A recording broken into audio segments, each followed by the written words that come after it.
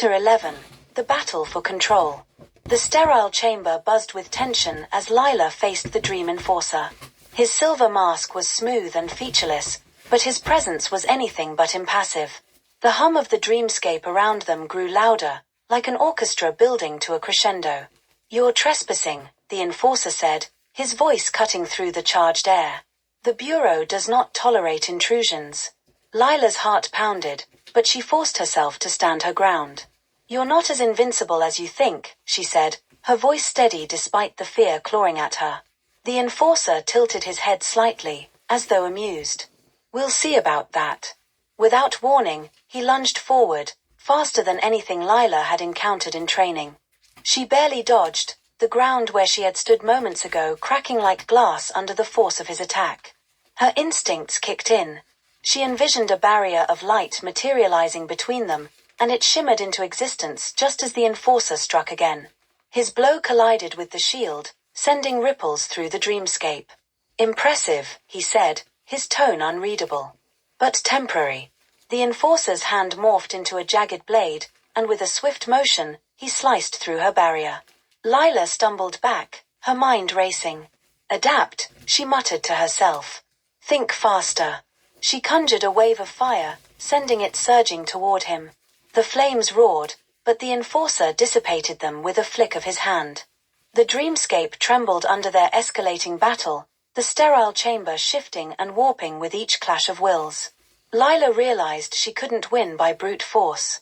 The enforcer had years of experience manipulating dreams, and his control was precise.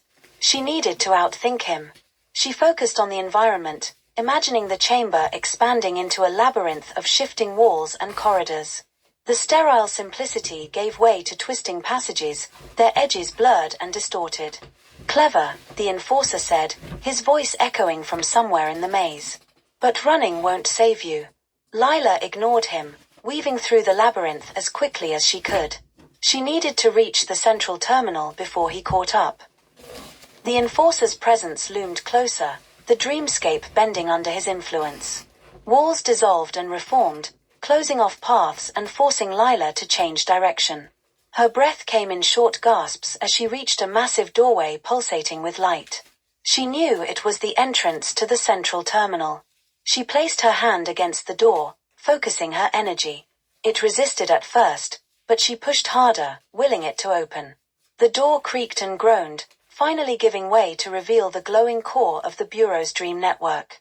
The room was immense, its walls lined with shimmering data streams that stretched endlessly into the void.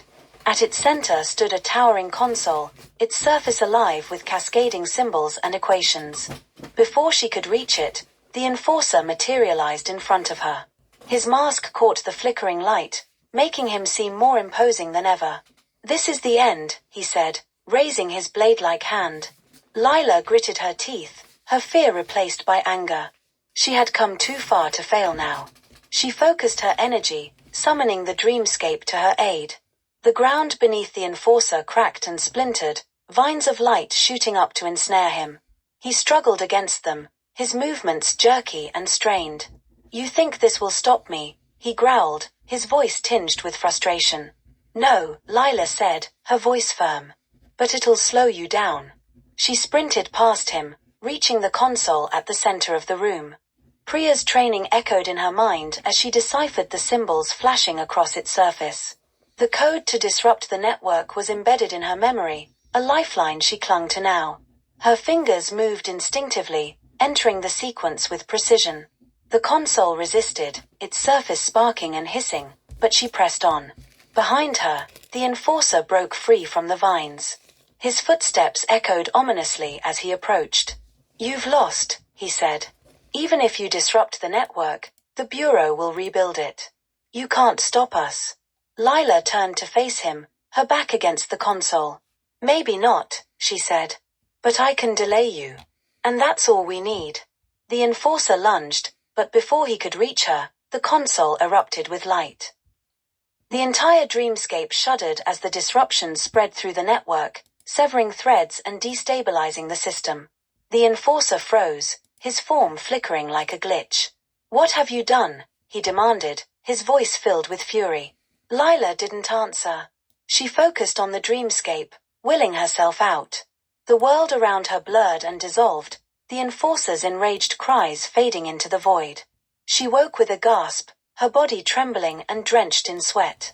Vyn and Priya stood over her, their expressions a mix of relief and concern.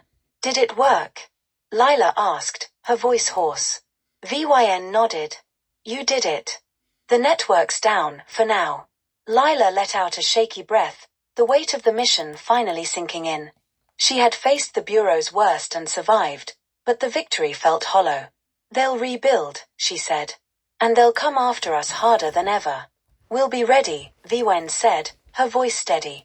Thanks to you, we've bought ourselves time to prepare. Lila nodded, her resolve hardening.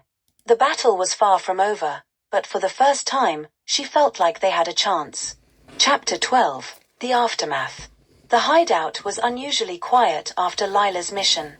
The usual hum of activity had stilled, replaced by an uneasy calm as the Lucidists processed what had just occurred. The room was filled with tension, their relief at Lila's return tempered by the knowledge that the Bureau would retaliate. Lila sat in the corner, her body still recovering from the strain of the dreamscape battle. Priya handed her a cup of steaming liquid, it scent earthy and soothing. You should rest, Priya said softly, but Lila shook her head. There's no time, Lila replied. The Bureau won't stay down for long. Vyn stood at the center of the room, her sharp gaze sweeping over the group. A digital map flickered on the wall behind her, showing the dream network's severed threads. We've dealt a significant blow to the Bureau, she began. Phase 2 is delayed, and their dream manipulation systems are crippled, for now. A murmur of approval rippled through the group, but Vyn raised a hand to silence it. Don't celebrate just yet. This is only the beginning. The Bureau will rebuild, and they'll be hunting us with everything they've got. We need to stay ahead of them. Lila listened, her mind racing. She had seen the extent of the Bureau's power firsthand, felt the oppressive weight of their control. Even with the network disrupted, their influence over the city remained vast. What's our next move? She asked, her voice cutting through the quiet. Vyn turned to her, a faint smile tugging at the corners of her lips. You've already done more than enough, Lila. You need time to recover. I don't have time to recover, Lila shot back. We need to keep the pressure on them. Hit them before they can regroup. She's right, Priya chimed in. We've got momentum. If we wait too long, they'll adapt, and we'll lose our advantage.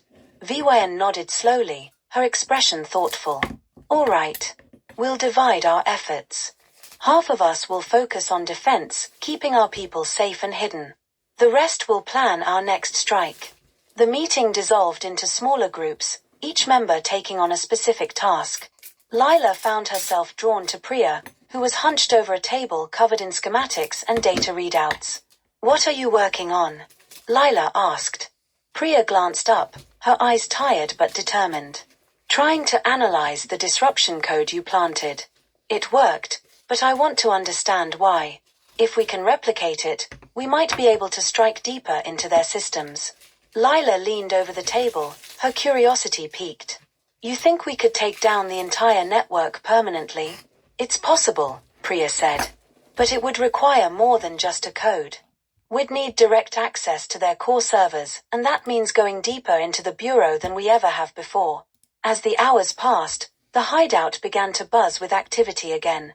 Messages were sent to other Lucidist cells across the city, warning them of potential crackdowns. Supplies were gathered, escape routes mapped out.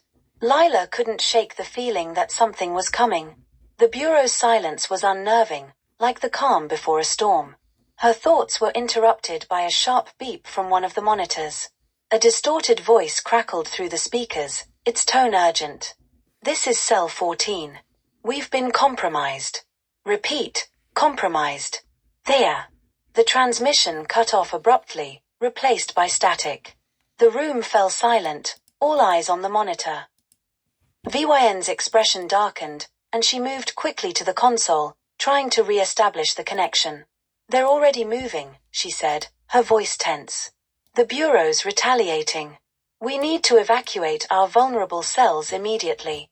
Panic threatened to take hold, but VYN's calm authority kept the group focused. She began issuing orders, her tone clipped and efficient. Lila, Priya, I need you to secure our communications. If the Bureau has found one cell, they might be tracking the rest. The two women nodded, moving quickly to the equipment station. As Lila worked, her mind raced. The Bureau's swift response confirmed what she had suspected: they were more dangerous than ever. They're not just trying to find us, Priya muttered. They're trying to wipe us out completely. Lila's jaw tightened. Then we need to stay one step ahead of them. We can't let them win. Hours later, as the hideout settled into a tense quiet, Lila found herself alone, staring out a narrow window at the city beyond. The skyline was dotted with glowing towers, the Bureau's presence a constant reminder of their power. The mysterious man's words echoed in her mind: the Bureau is more powerful than you realize. They'll destroy you if you're not careful. For the first time, doubt crept into her thoughts. Was she truly strong enough to face what lay ahead? VYN's voice broke the silence, drawing her back to the present. Lila, she said, stepping beside her. You've done more for this cause in a few weeks than most of us have in years. Don't doubt yourself now. Lila turned to her, searching for reassurance in her mentor's eyes. What if it's not enough? It will be, VYN said firmly. Because we don't fight alone. And because you're stronger than you think. Lila nodded, her resolve hardening. The fight was far from over, but she wouldn't give up. Not now.